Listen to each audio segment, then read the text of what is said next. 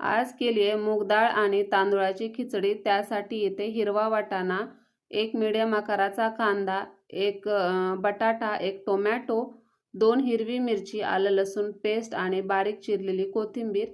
आज म्हटलं जास्त काही अशी कोणाला भूक नव्हती म्हणून हलकं फुलकं काहीतरी करावं। मग मूग डाळ आणि तांदळाच्या खिचडीपेक्षा हलकं आणि बेस्ट असं काहीच नाही। मग लगेच कुकर घेतला, तेल टाकलं, तेल गरम झाल्यानंतर जिरं मोहरी तडतडून कांदा फ्राय करून घेतला।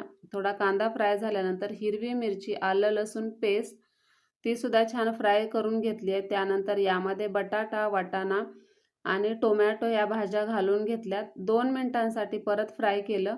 त्यामध्ये पाव चमचा गरम मसाला, पाव चमचा हळद आणि पाव चमचा काळा मसाला घालून घेतलाय आणि ते छान फ्राय झाल्यानंतर त्यामध्ये पाणी घालून घेतलंय। जेवढे तांदूळ घ्याल त्याच्यात दुप्पट तुम्हाला पाणी घ्यायचंय।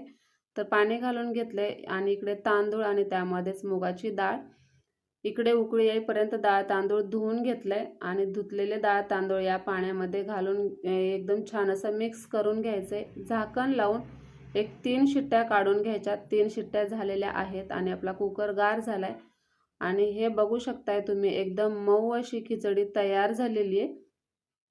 तर आज हा साधा सिंपल आणि हलका फुलका आहार होता। मूग डाळ तांदळाची खिचडी आणि पापड, लोणचं आणि त्यावरती अशी तुपाची धार। तर आजचा व्हिडिओ तुम्हाला कसा वाटला कमेंट करून नक्की सांगा। भेटूयात पुढच्या व्हिडिओमध्ये, तोपर्यंत बाय बाय।